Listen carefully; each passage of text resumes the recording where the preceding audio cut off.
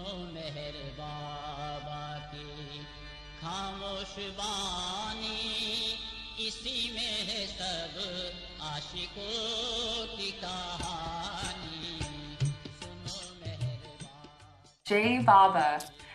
Hello, everyone, and Jay. welcome back to the Meher Center virtual presentation of the New Life sessions with Ward Parks. Ward is currently in India, and I'm here streaming live from the Meher Spiritual Center in Myrtle Beach. The Meher Baba Center is very much committed to sharing about Baba's life and message. It is part of our charter, and it's one of the initiatives that the Life and Message of Meher Baba Committee has kind of put forth so that all Baba lovers and all those who are interested in learning about Meher Baba's life and his message can have access freely to the resources that are currently available. And we are very fortunate to have Ward devote some of his time to us to record and also do these sessions. And in total, there are 17 sessions on the New Life where we're taking a really wonderful deep dive into the various phases of this important part of Meher Baba's life. So without further ado, I'd love to introduce again Dr. Ward Parks and share about session 4. Ward? Well, thank you. Thank you. It's wonderful to be able to dive in, for me too, to dive into the new life this way, which is so foundational, will be so foundational for humanity, I feel, for the next 700 years. This fourth session is launches into the new life itself, and he gave it the title Training and Labor in Belgaum, October-November 1949.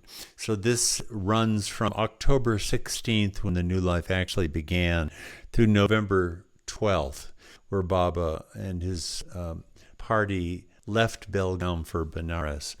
Here's a map from, again, the Bao's New Life book. By the way, you have there at the center a key contributor to this book, Jeff Wolverton, who did a huge amount in putting all of this together.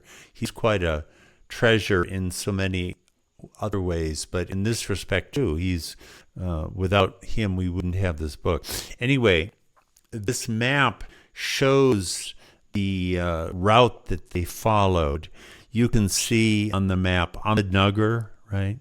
And Meherabad is shown a little bit there. Well, there the road to Pune goes through Shirur. They wound up more or less walking to Shirur, which is, I don't know, a third of the way to Pune, and then took buses where those arrows go down to Belgaum. It's now they're changing the names of a lot of the cities in India now. Ahmednagar is Ahilya-nagar, and Belgaum I think is Belagavi. Anyway, if you do a search for Belgaum on Google Maps, it will take you there. So that's where Baba traveled with his party for the beginning of the training period in the New Life. On New Life Day itself, they all woke up at about 2. Most of the companions were at Meherabad. Baba and a few of the women and Erich were at Meherabad. And they met in the early morning at a place called the Level Crossing. Here's a photograph of it. This is in Ahmednagar. You can still go there. It doesn't look like that. There's a big overpass over the top of it. But this is the place. It's still extant. Level crossing, we don't use the term in America very much, but it's a place where cars can go over the railway tracks. That's where the new life began, from that spot. They all met there and started walking. After they had walked just a little bit, Baba told them all to stop. And it was silent for a few minutes, and then they resumed. And soon after that, Baba said, "Do you know what I did during that time?" And they said, "Well, no, Baba." And Baba said, "I gave another oath, my own oath. What I said, I can't tell you." And I just mention that because Baba often later would refer to his oath, where it's a little bit hard to see in that oath that we have exactly what he'd be alluding to. So I always wonder if there wasn't something in this oath whose contents he never disclosed that was central to his conception of his own oath in the new life. Anyway, they started off on the walking, but it was raining. You know, the monsoon sometimes does continue into October, so that year it had done so.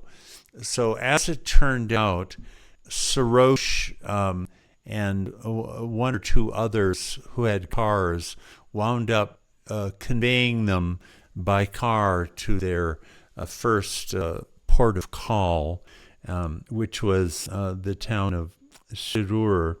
And you can see here where they stayed. Supa, I'm not sure, Supa. And they stayed there at a dak bungalow, as it's called, for a day and a half, and the new life had begun. And this is the spot where they spent the night. And during the travels, here's Baba outlined what was the agenda, as you can see here. First, an interval of relaxation for 10 days. It doesn't seem like that ever happened. When they got to Belgaum, it wasn't relaxing at all. Second, an interval of training in Belgaum. Then third, a vacuum. See, at that time, he was envisioning staying in Belgaum throughout the whole training period. That got modified soon.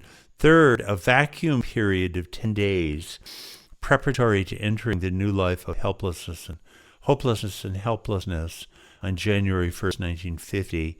And fourth, from January 1st, 1950, the new life of hopelessness and helplessness will show its true colors 100%, so much so that even the gods will envy it.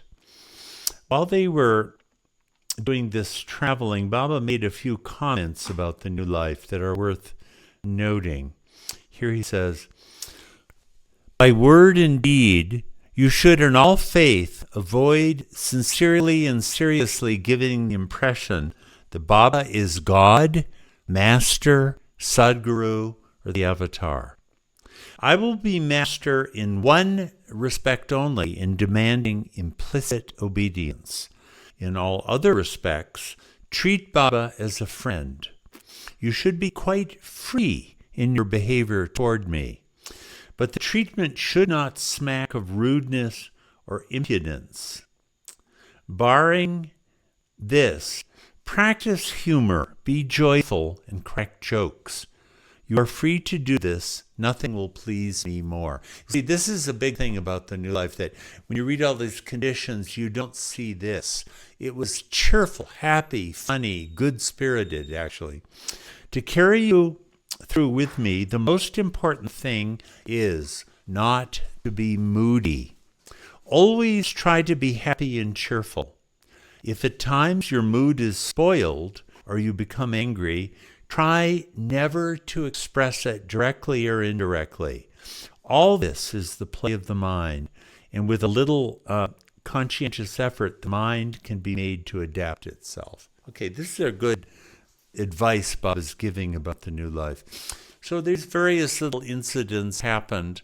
After leaving Supa, they walked 16 miles to Shirur, and a lot of the Mandali weren't used to this, and one of them was Ghani, who was an old man, and actually during the course of this walk, he had a heart attack, to tell the truth. But he kept on walking, and he had a cane, and Baba would pull him with his cane, a mild heart attack. And this kept on happening throughout this whole training period with Dr. Ghani. So there was quite an episode. But, he didn't complain, and he kept on finishing his walk. So when they were in, so they got a taste of travel, the gypsy life, various other interesting little episodes happened during this walking phase. Then, while they were in Shurur, it was Diwali. If you don't live in India, you might not have a full appreciation of what Diwali is, but it's like Christmas times 100. You know, noise, firecrackers, wild noise. They didn't have the place to stay that they had expected. The Dak bungalow had been taken over by military people. So they somehow slept in a cinema. And the noise was such that in the middle of the night, Baba said, let's go. So they all, 2 a.m, got on a bus and did a trip to Pune. And from Pune, then they went on to Belgaum. So this was the first initiation. I mean, it was hardship. It was raining on them. It was exhausting walking for people who weren't accustomed to this, sleeping in these, without a bed, just wherever they happened to be. First taste of it. Well, when they got to Belgaum, this was a sort of unfinished little hut. There was space for the women, and there was a very small space where the men were staying. And it was very primitive and kind of unfinished. It was through a connection of Vishnus that this property was being allowed for their use. And this is where the training period in the new life began. And it was raining hard still. The monsoon was still continuing, and the roof was badly leaking. Where the women were, the water was ankle deep sometimes, and the men had to figure out how to patch the roof. Where the men were, the floor was all wet. So it was, you were trying to sleep. It was infested with mosquitoes. Mani was vulnerable to it, and she, after one night of it, looked like she had a case of measles. She was all swollen and red everywhere. And also it was infested with rats and mice. Mani's hand, she got a finger bit by a mouse in the middle of the night, for example. So they started to get a taste of, nude life hardships. And Baba was commenting on that. And some of the characteristic themes of the new life started to get enunciated at this point. One of the big themes, of course, is helplessness and hopelessness. And, it's so contrary to everything in our culture right now. Someone say, what's your goal in life? Oh, to become helpless and hopeless. They would say, oh, okay, well, I have a good psychiatrist you could see, and maybe you should take some drugs for anti-depression. We would associate this with depression, right? Well, that's not what Baba meant at all. You can see that hope is predicated on uncontentment with where you are at this moment, right? If I were completely satisfied with the present moment, I wouldn't be hoping for anything. And help is similar. It's like I'm expecting something from the outside to come and help me. But if I and I alone am responsible for God, why am I looking for help? So what helplessness and hopelessness really means, this is my interpreting of it, is living in the moment, in this very moment, and not looking for anything outside of the moment. That's what helplessness and hopelessness means. See, so it's something quite different from what it would be understood in the world today. Here's another big theme. Baba was talking about a lot of this at Belgaum. These discussions arose. There are some terrific discussions that happened. One of them was the enjoyment of suffering, right? Now, I really thought a lot about this, and I'm not up to the standard of New Life standard. I would get kicked out after about 20 seconds. But if you were to take me at my best, at my absolute best, I'll put up with suffering if it's not too bad. But to enjoy it? How can you enjoy suffering? But you can see that if one could really and truly enjoy suffering, you would be free, right? Nothing could defeat you. So this was another big theme, the enjoyment of suffering. And another theme that, in fact, I'll wait another one that came up was Satyanashi, which is utter annihilation. So look at the goals. Baba said the new life is all about suffering. Baba said after January 1st, the suffering will become even more intense, but you will enjoy it. And Adi at one point said, Baba, what do you mean by the enjoyment of suffering? And Baba gave this analogy. Isn't it a curious one? Let's suppose you've got a strong itch on your skin and you scratch it, right? Well, the scratching of the itch is both suffering and enjoyment, right? Isn't it? It is kind of like that.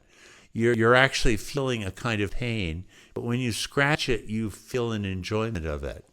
Isn't that a remarkable analogy for what the enjoyment of suffering is about? So when they were in Belgaum, they got a real initiation into the labor phase. Baba, again, later said that there are going to be 4 phases of the new life. This is actually the first circular that came out during this period was about precisely this. Remember those new life circulars, there are 34 of them. But there are 4 phases of the new life. There's the labor phase, the begging phase, the Langodi phase. A Langodi is a loincloth. And the 4th is the gypsy phase. And during the training period, they got exposure to all 4 of these. But this was the beginning of the labor phase. One part of it was that it was just raining the whole time. And when they went outside, it was just nothing but a mud flat, And they're constantly having to lug stuff through the mud. And the places where they were staying were not completely dry either. But they had to get water for all sorts of purposes. And the well was several hundred meters away. And the well was very deep. So they had to draw up water from, a deep, deep well and then carry it through the mud for use for cooking and bathing and everything else. So I would say about 5 of the men, this was their duty. They had to be, hauling water out of the well. Also, they got initiation in cooking. The women actually were asked to cook for the whole party, and they had never done this before, and they weren't accustomed to cooking in this kind of quantity. There was one episode where Mani usually didn't cook, but during the new life she did sometimes. And she had come up with a whole big stew, and it didn't taste right. And Baba tasted it and said, Baba said, take the potato patties that we had for lunch and throw them in. And they did, and it was delicious. They called it Bhagwan stew. Bhagwan means God. So they had all these, initiations into cooking and hard physical labor and stuff like that. Very early in their stay, Baba did say, okay, to the men, you're going to have an opportunity to say anything to me that you want. If there are any difficulties you have, bring them up. And most of the men didn't really have anything, but Adi did. And he had a long conversation with Baba, and we don't know quite what it was about. But Baba did say to him beforehand, if you can't control your mind better than this, you'll never make it through the new life.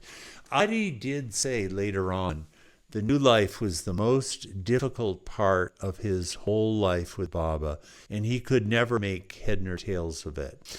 But what somebody told me who knew Adi well, Adi, Baba said, was suspicious of some of Baba's motives in doing the new life. What this person thought was that Adi, as closely connected with Baba, through his family, would have known that Baba had been really fed up with all the requests and pestering that he was getting in the new life. People wanting this and wanting that and expecting this and expecting that. And maybe this had something to do with what he was expecting Baba, satisfied with Baba on. There were various sessions that Baba did have with all of them where he would start to explain different things. Okay, here, let me get back to this. Okay, so they got an initiation into cooking, and this came to bear on the women. Again, the women and the men were completely separate. They never had direct contact with each other. But the women were being asked to cook for the whole greater party. The men had so many other things they had to attend to. And at this, the very first day they did it, they had no idea the kind of quantities that were needed. They didn't make anything like enough.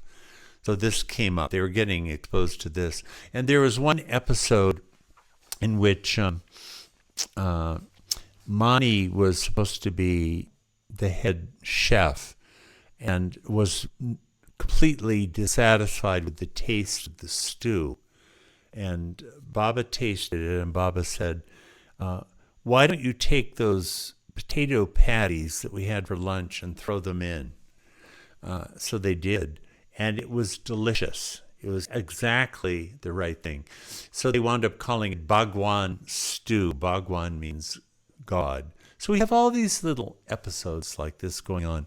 The men, for their part, were having to fetch water from the well. And the well was several hundred meters away across these mud flats. The total property, by the way, was 24 acres. It was a large piece of property. And the well itself was a very deep one. So they would have to pull up the water from the well and then lug it through the mud several hundred yards to put it in a big basin of some kind. So I think about 5 men had this as their main job. So it was exhausting, grueling work for all of them. There was other things. They got training in obedience where I think Gustaji had the responsibility to keep the floor clean, which was a problem because mud was getting tracked in all the time. And I think at one stage he asked Alaba to help him, and Alaba did. And when Baba heard this, Baba was really angry. He said, Alaba, I had given you the duty of thus and such. I didn't give you the duty of helping Gustaji. And Alaba said, but he's an old man. I just wanted to help. And Baba said, you didn't help him. You threw him in the pit by doing this. So absolute, strict, literal obedience. There was another case where Kaka was cooking some food, and Baba called him. And Kaka said, just a minute, Baba, because he was frying onions. And he took it, and Baba said, why didn't you come at once? And he said, well, I would have spoiled the onions. And Baba said, obedience first. There's another case where Ghani was in the toilet. And at that moment, Baba called for him. And Ghani came directly out with his pants still down and everything like that. And everybody cheered. Because that was an example of obedience. So Baba was really giving training. I mean, it's not like they didn't know what obedience was, for heaven's sakes. They'd been with Baba since 1922. But this was something else again that they were getting exposed to. Now, the Baba gave indications of what was upcoming. And this, what I'm going to read, is really based on a circular, the first circular number 1, which Baba sent out. And these circulars were sent out to his old life followers all over India. This was the first they had heard from Baba. They didn't get another circular from him until January. So this is the gist of it. Baba dictated a letter that was sent to the arrangement wallas, and it actually came out as a circular. The labor phase of the training period would be carried out in Belgaum. This would be followed by a second phase of Begging and Life in Langoti, loincloth, from November 25th to December 10th in the sacred city of Benares, now called Varanasi. It turned out that part of it was in Sarnath, which is really part of the same metropolitan area. A third training phase, the gypsy life of wandering on foot, from December 10th to the 31st, would take place on the way to Haridwar, which was a distance of more than 1,200 miles in North India, located in the foothills of the Himalayas. Haridwar is very close to Rishikesh and Dehradun. The mountains are rising up right there. They're not in the mountains yet. They're right on the edge of the foothills of the Himalayas, or wherever God would take them. Baba and the companions were to begin the endless new life of hopelessness in what Baba described as real earnest. This will be on January 1st. So these four are really an important theme of the new life. And Baba did wind up kind of confirming that these were perennially going to be aspects of the new life, even though his companions wind up doing mostly the labor phase. Baba also started making arrangements with Padri to create a new life caravan, which he wound up delivering to them up in when they were in Benares. And you could see the New Life caravan still at Meherabad. It's still right there. There was a very poignant episode that happened in Belgaum involving Daulat Singh, who was the only Sikh on the New Life. Wonderful old man. Baba really loved him. Erich really seemed to love him also. But it turns out Baba, this is how Erich told the story in Tales from the New Life. A really powerful account is there. In the middle of the night, Baba said, Erich, let's go around and see how the companions are. And they went to where Daulat Singh was, and he was weeping uncontrollably. And Baba said, what is this about? This violates the conditions of the new life. And Baba said, okay, just, we'll take up your case tomorrow. And as they left, Erich could see from Baba's face it was no go. Daulat Singh couldn't stay in the new life. And what came out the next morning was this, that Daulat Singh was leaving his wife and family. They were well provided for. He was a successful doctor on October 16th. But his daughter wound up getting engaged to be married on the 19th. And she said, Dad, can't you stay just 3 more days to be at my wedding? And Daulat Singh wouldn't do it. And she was so upset, she said to him, you're not my father. No father would do this to his daughter. So when they were in Belgaum, this came back to him. And he was, it pierced his heart. And he was just weeping. And Baba said, you have to go home. This doesn't measure up to the standards of the new life. And Baba said, you can continue leading the new life at your home place. 1 month a year, I want you to go out begging for your food, but the rest of the time, live your new life at your home place, as you were doing before. As it turned out, his daughter wound up falling very, very sick. He was a doctor, and his return may have saved her life. There's that part of the story too. But there's a very moving episode much later on where Daulat Singh comes back into the story. So it's a very heartbreaking story, and everyone got to see Baba means it, man. If you break the conditions of the new life, I mean, you'd think, isn't this a good excuse? How could there be a better excuse than this? You and you alone are responsible before God. In the new life, there are no excuses. Baba expressed great love for him and said, you'll continue living your new life at home. But he had to go. He had to leave. So this is one of the dramatic episodes that happened there, where everyone got to see that, yes, indeed, you could get kicked out of the new life. While they were there, Baba started to make arrangements for their next phase up in Benares, and he set up Baba Das and Sadashiv Patel. In the next session, we'll be talking about that, because it's quite remarkable how the whole thing played out.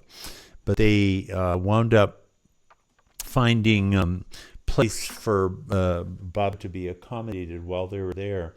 There was a very interesting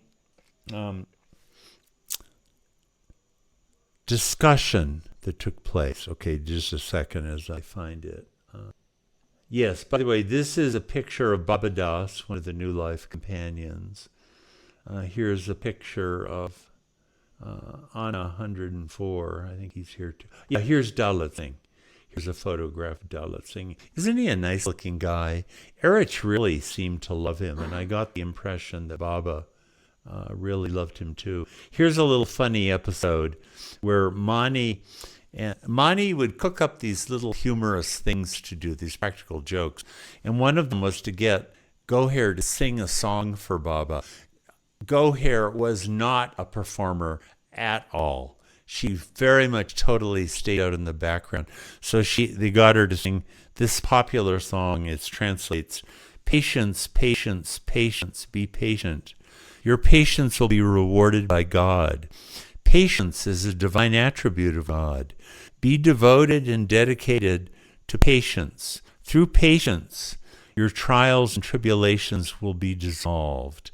Baba much enjoyed this, but Baba deliberately, I'll read this, and afterwards teased Goher by deliberately distorting the words of the song to change its meaning into something completely different. By misrepresenting one word, the song suggested that God had head lice. I don't know what the word would be. I wish we had the original. So then Baba was saying, "Is this what you sang?" Baba said innocently. "You're saying that God has head lice?" And Goher is so naive and so innocent. "Oh, no, Baba, I wasn't saying that." So Baba had this nice practical joke with her. There's a very interesting discussion that came up. Yeah. Let me read this. This is a remarkable analogy, Baba said. Someone asked him, this is with Ghani, Erich, and several of others, asking him about the new life. Can you give a tangible idea of the meaning of this new life and what form it will really take? Baba said, I have a very hazy picture of the new life before my mind's eye. I do not know the details myself. However, imagine that you are going to meet a beautiful woman, and if the meeting you are so eager about materializes, it will be your first experience. It will be impossible to ascertain or define beforehand what shape things will take, or how all the matters will work out. This is the new life I see before you and me. Isn't that an extraordinary way of thinking about the new life? And we've always heard the enjoyment of suffering, but it wasn't that to Baba. It was something unimaginably, it's sort of like spending a night with a woman or something, this ultimate romance. He used that figure for it. Baba also talked about what he meant by obedience. Here Baba said, there are 4 chief points in the conditions to be followed. Not to touch money, not to touch women, carry out all my orders, good, bad, and usual, instantaneously without the least hesitation, and to remain cheerful under the most trying circumstances. And Baba said the really difficult ones will be those latter 2. And as to obedience, Baba illustrated it this way. If an order is physically impossible of fulfillment, you should be prepared to tackle it immediately. If you fail, you need not worry. Example, if I order you to tie a camel leg and foot and place it on the roof of a building, you should immediately set about to do it without having a thought of its possibility or impossibility. Obviously, it's impossible. You've seen what a camel is like. The nature of such an order is just to find out your preparedness to obey it instantaneously. But now look, Baba goes on to say this. Do not take the explanation literally. Don't be silly.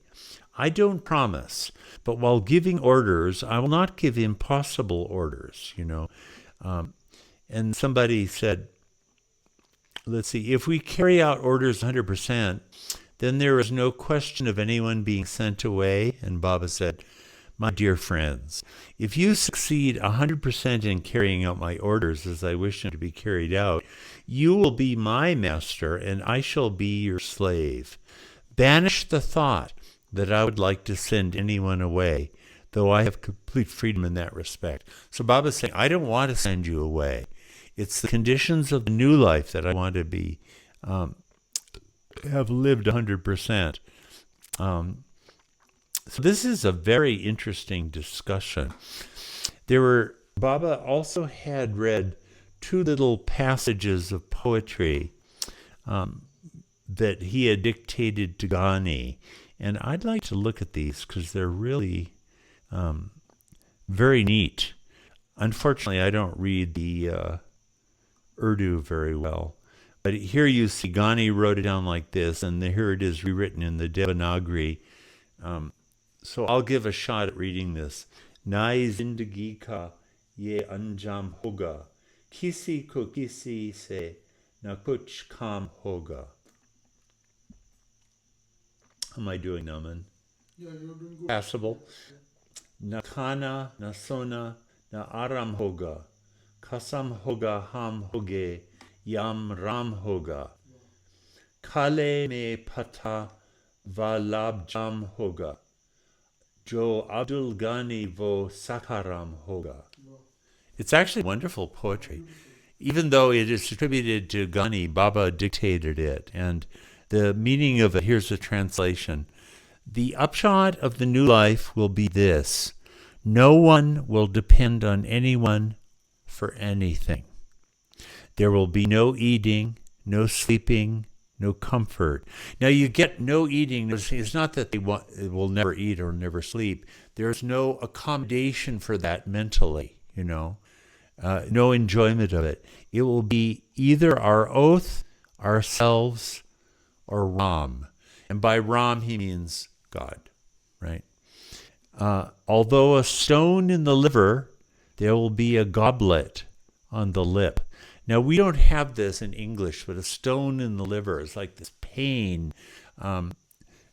So even though there's going to be pain, there'll be a goblet, you'll be drinking wine. You see? Enjoyment of suffering? You get that? It's actually very beautiful poetically. And Abdul Ghani will be a friend of Ram. Now, the point of this seems to be Abdul Ghani is a Muslim, and Ram is a Hindu god. So there's going to be no distinction of religion in this new life, right? Isn't it wonderful? It's actually wonderful poetry.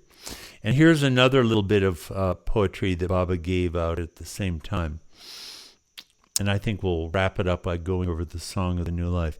Here you see I've reproduced from Ghani's diary the Urdu transcription he did, and there it is in Devanagari. And I'll give a shot at reading this also.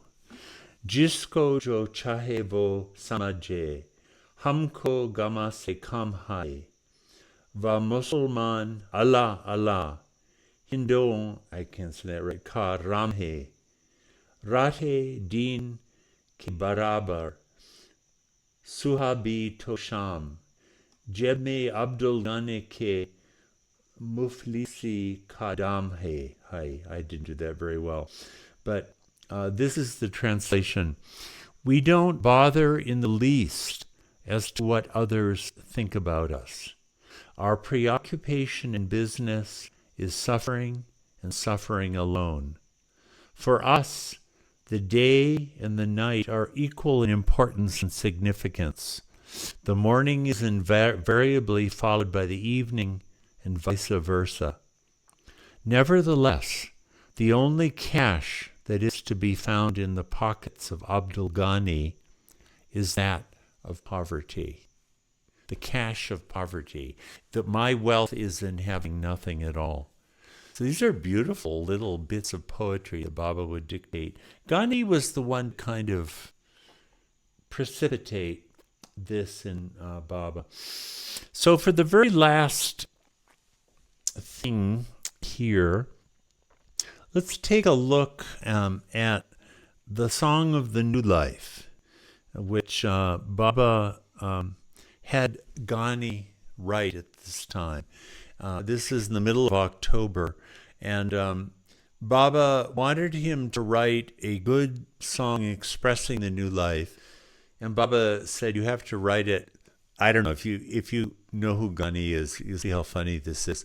Baba said, if you don't finish it satisfactorily by such and such a time, you'll have to do 100 sit-ups. And Ghani was famously lazy, you know. It wasn't like that. That was a real threat. But it's just such a funny idea that he's going to get punished with 100 sit-ups if he doesn't do a satisfactory job of this Song of the New Life. And actually he wrote, and Baba really liked it enormously. But at the end, Baba said, you see, the last stanza hadn't been written yet. And Baba said, I'm afraid the people are going to take this as an endorsement of communism or atheism. You need to write a last stanza that makes clear that it's not that. It's not denying the existence of God. And once again, Baba said, Ghani, you've got to do this by tomorrow morning, or you have to do 100 sit-ups. I just love that, the spirit between these two. And so here is the Song of the New Life as it got published. This is the original. This is the English translation. And here it is in, a good term is Hindustani, actually. It's sort of a blend of Hindi and Urdu. I think we might, in the first session, have played a little bit from that rendering, musical rendering. It might be worth attaching a little bit of that to the end of this, too, because they wound up singing the Song of the New Life every day for a long period of time. Adi was actually a very good singer. He could play harmonium and could sing well, and he would lead them in it. And Mani also sang the Song of the New Life for Baba many times. So I want to read out a whole bunch of it because it's really quite a masterpiece. I hope I can get, oh darn, it's kind of small, isn't it? Well, you know, Shariar published this little booklet of it, and we can read it here. So this is the English translation of it, which was done by Ghani himself. The original is actually in Hindustani, as I say. And this is one, I would say there are 3 or 4 really great immortal statements of the new life. One is that one which I read in the first session, this new life is endless, and even after my physical death, this will come up in one of the circulars in March soon. And there's also Baba's sermon, which he delivered in Mahabaleshwar in 1950. But this is one of the greatest enunciations of the new life. So let's close this because it's such a significant, major statement in Ghani's English translation. Listen to the silent words of Meher Baba. The life story of all lovers of God is based on the practice of these words. If you are serious about living this new life, then wholeheartedly renounce this ephemeral existence. We have taken to this life in which we rely only on God. Remember, you and you alone. Total dependence on God is the theme. In this, our will to do or die is strengthened by the oath taken. We read Baba's oath, but all the companions had to swear an oath also. And they had an expression to do or die. I didn't mention that, but that phrase came up a lot. We are merrily singing the song of hopelessness. We are inviting all calamities and difficulties. You see, hopelessness is something to be merry about, and calamities are something to be invited. We neither wail over lost hopes nor complain about broken promises. We neither covet honor nor shun disgrace. Backbiting we know not, nor do we fear anyone. This is now the color of our new life. No confusion in the mind now, nor any ties left. Pride, anger, lust, and greed we know not. We have no religion, nor care for physical and mental fads. The Sheikh and the Brahmin, typifying all castes and creeds, are now sailing in the same boat. You see, the Sheikh is a Sufi master, and the Brahmin is the highest of the Hindu castes. So they're all in the same boat now. We don't pay attention to distinctions of religion. There is no small or great for us all. The questions of disciple, master, or godhood no longer exist. You see, that's why Baba wanted this last stanza. He didn't actually deny the existence of God, but all these distinctions of disciple and master, all that claptrap, he wanted to get rid of. Brotherliness or fellow feeling is the link that exists, and this contributes to our present enjoyment of suffering.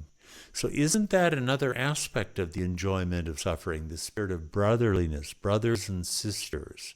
The enjoyment of suffering is linked to that, as he says here. This world or the next, hell or heaven, we no longer bother about, right? This is such a big part of many religions, to go to heaven. Shaktis and cities, occultism and miracles, we no longer think of. Shaktis are powers and cities are these occult powers. A big focus of much occult practice in India. All these false impressions, thoughts, for us have been purged from the mind. What has value and importance for now is to live in the active present. And I think this is absolutely at the center of the new life. People always talk about living now, and it's just a platitude. This is how you do it. The new life is living in the now. Dear ones, take seriously the words of Baba when he says, although I am now on the same level with you all, yet all orders from me, good, bad, extraordinary, you should carry out immediately, leaving the result to God. Even if the heavens fall, do not let go the hand of truth. Let despair and disappointment ravage and destroy the garden of your life. You beautify it once again by the seedlings of contentment and self-sufficiency. Isn't that beautiful? Let the worst happen. Don't resist it. Let disasters and calamities, but through contentment and self-sufficiency, the garden blooms all over again. These are just magnificent stanzas. Even if your heart is cut to bits, let there be a smile on your lips.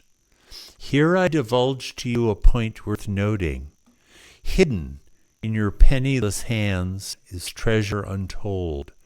Your beggarly life will be the envy of kings of the world. Baba actually had said during this period, this new life, the gods themselves will envy it.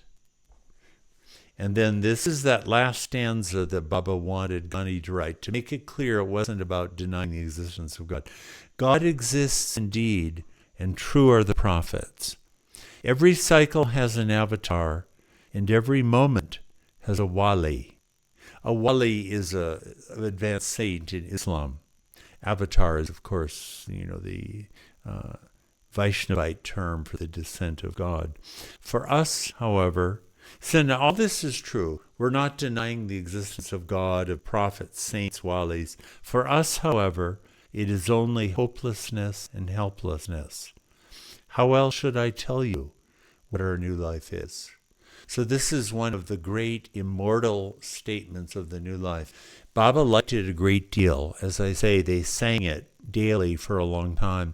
And Baba sent it back to Ahmednagar, and it was printed up. 1,000 copies got printed up and sent to them when they're up in Benares, and got circulated to Baba's old life followers all over all over India. So this is a little review of some of what happened during the training period in Belgaum. And this lasted up until November 12th, when they all left by train for Benares. The Belgaum period was really the labor phase, and it was in Benares that they get inaugurated into the begging phase. So I think that's enough for this fourth session of ours, and the fifth will be in Benares.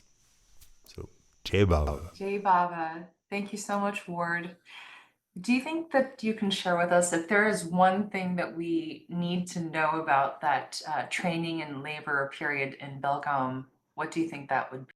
Well, part of the character of it was a lot of physical suffering. So, physical suffering is a part of life. Baba even said that. He said no one could, this would be suffering by anyone's standards.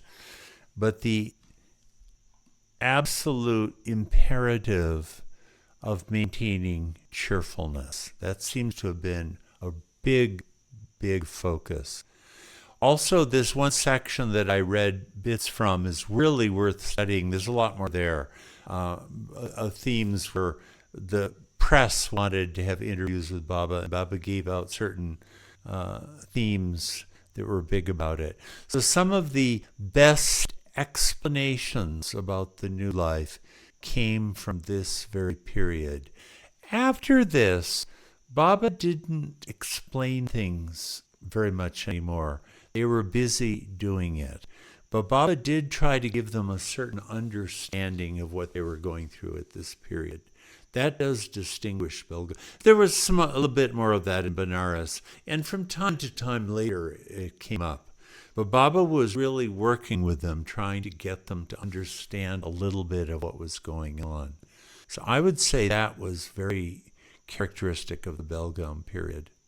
Again, remember, most of these disciples, some of them were really tough, like somebody like Baijul was really a tough guy, but they were kind of middle-class Indians, and they certainly knew how to stay up all night and all kinds of things like that.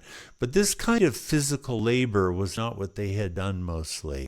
So it was an inauguration into something that was out of their usual habits. And they were having to learn to maintain the new life cheerfulness, non-expression of anger and frustration, despite that. It's hard when you're physically uncomfortable. I'm sure many of us would know that. It's hard to maintain your mood. So they got a real taste of that. 100% cheerfulness and no garlic faces. Absolutely. Yeah. Who was a master of that was Mani. She really was so good at that. But Baba even made the comment, I had to tell Mera, of all people today, that she should maintain a cheerful face. Baba even made that comment. He hardly ever mentioned Mera to the men, but he said even Mera was falling short. Baba almost never criticized Mera. Wow. Yeah. Indeed, something that just doesn't seem easy when anyone is suffering. But as you said, it's like that scratch, like scratching that itch, right? Yeah. I think that's one of the mysteries. I've really thought a lot about that. How do you enjoy suffering? If one could do that, all the problems of life would be gone. Yeah. Yeah, Baba, in the new life, kept holding up as desirable things that are supremely undesirable, like we're inviting all calamities and disasters and the enjoyment of suffering. This is so contrary to what, human beings would ever ordinarily seek. And it's even contrary to, I don't know, maybe asceticism takes it on, but the enjoyment of suffering is something else. But here Baba wanted, in the evening, I'm going to read this, the word Satyanashi, which Baba would often use in reference to the new life, provoked a discussion. Okay, I've looked up the word Satyanashi. Real speakers of Hindi, Marathi would know much better, but I think they felt it doesn't have a spiritual sound. It's like like a train, like a car wreck, isn't it that kind of thing? It's like a catastrophe. There's nothing the least bit good about it, right? And so this came up. The companions did not like the word.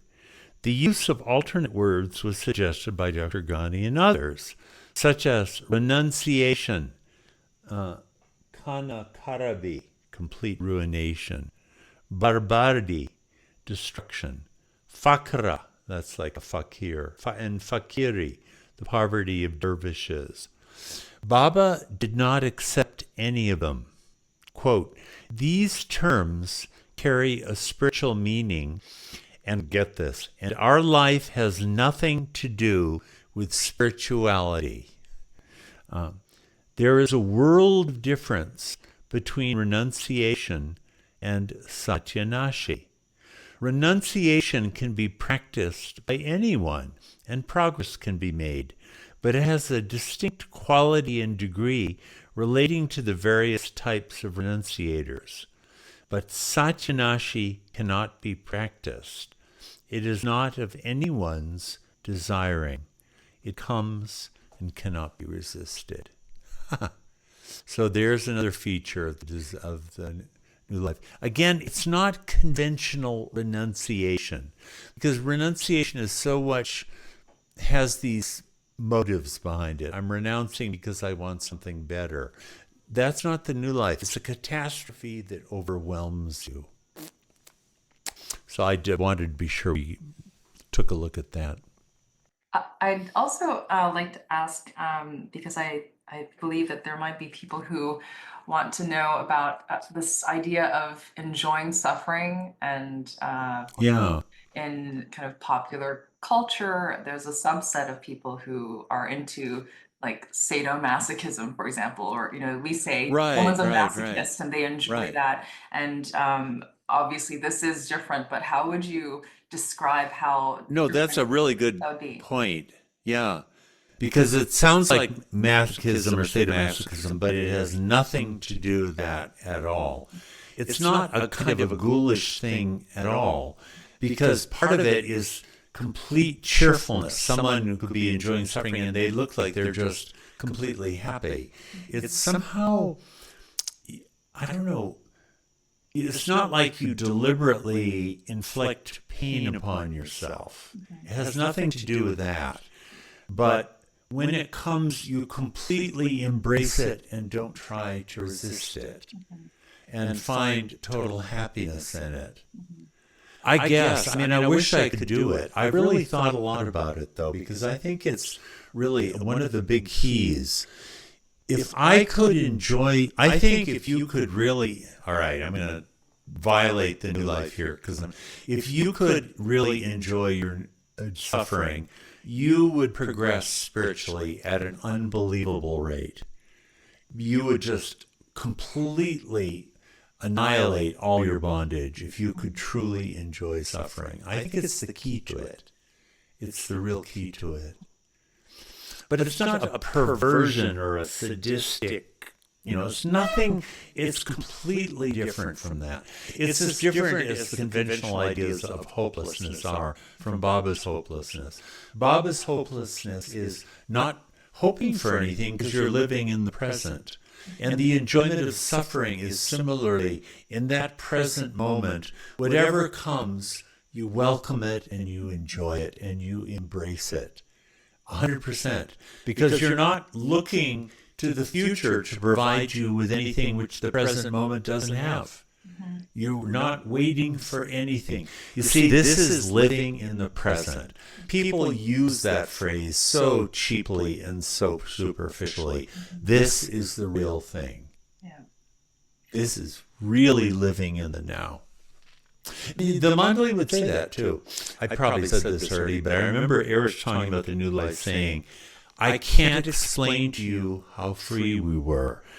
There was nothing in the future and the past. We just, it's not, I mean, they would be aware of plans and, you have to take the train tomorrow, but it didn't impinge on the present at all. It had no power over the present. It didn't matter. So it was real freedom and enjoyment of suffering. Well, if you enjoy your suffering, what bad can happen? What do you have to be afraid of? Nothing. Nothing. Yeah, no possible conflict, dilemma. Those are all gone. They vanish. Completely vanish if you can enjoy it. So there are, in this Belgaum period, and in Bao's book, there are some great discussions of these matters, some of the best that you'll find in the entirety of the New Life. One of the things that I really appreciate about this particular session and the other ones that you've done so far is that the certain definitions that kind of in modern thinking that we would associate with hopelessness, or what is helplessness, or just even what does enjoying suffering mean? And I think to clarify that according to what Baba meant for it, like almost like having an understanding of the Baba glossary, which is quite different with these particular kind of concepts. And I'm really happy that you're able to kind of share about what those are. Yeah. It is very different than how the world thinks about all of these different topics. Baba really did rewrite the glossary a lot of spiritual practice. Even just the utter repudiation of spirituality. Well, if I may say, it's not that Baba was really rejecting spirituality. He was rejecting quote-unquote spirituality. Like New Age spirituality that is really predicated on just another kind of selfishness. Man, he wasn't buying that at all. It had to go. So all of this is really attacking those deep roots that keep us bound in all this crap.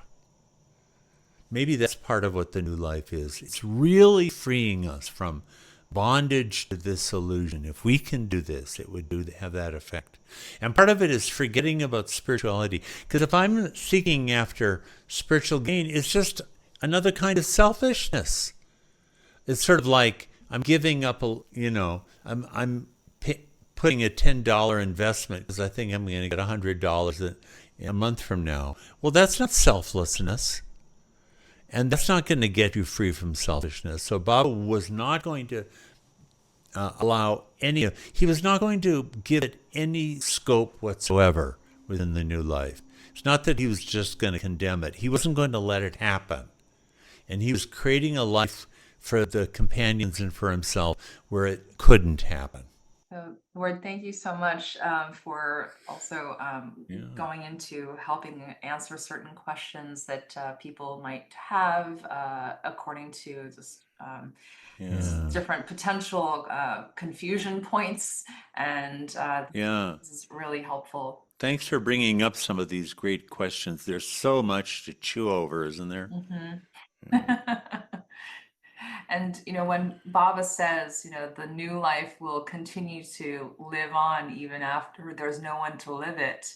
And the question of what does that even mean when no person is, but it at least my limited mind thinking and how to interpret that is that these are just pure, not precepts, but just there's a purity of what is the life to continue on. And whether or not someone of course who wasn't part of that new life phase with Baba, if nowadays or in the future people choose to live like that, may be impossible in its entirety. Right.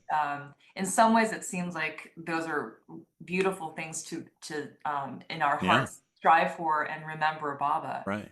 What do you think about That new life is there. It's right there. It's available for us to live any time. I mean, that seems to me to be the case. It's not bound by any particular set of circumstances. And I am sure that as, time goes on, there will be people who do it.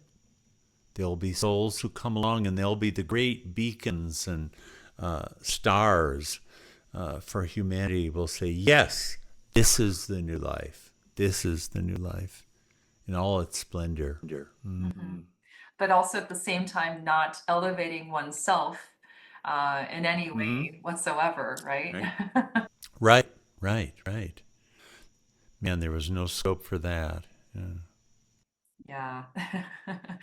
No room for false humility, no room for hypocrisy, Mm-hmm. no room for aren't I Right. great because I'm suffering and sacrificing so much for God. It Yeah. just brings it to be very real, and Yeah. Yeah. that's a really beautiful thing too. Yeah. That's right. Lord, thank you so much again for Thank you. another wonderful session. Session 4 is wonderful in that we're able to kind of delve into the Belgaum phase. So, what can we expect for session 5? Yeah, this is a change of location to North India, to Benares, a holy city. And this is where the begging phase got inaugurated. But there are so many extraordinary stories connected with it, how they got the place to stay, the help they got from these doctors who donated all these animals. Just an amazing, most improbable series of things happened there. Also, Baba went on to Sarnath associated with the Buddha.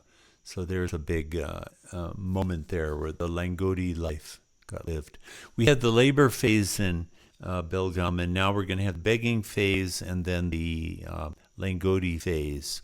And then the session after that is going to be the gypsy life.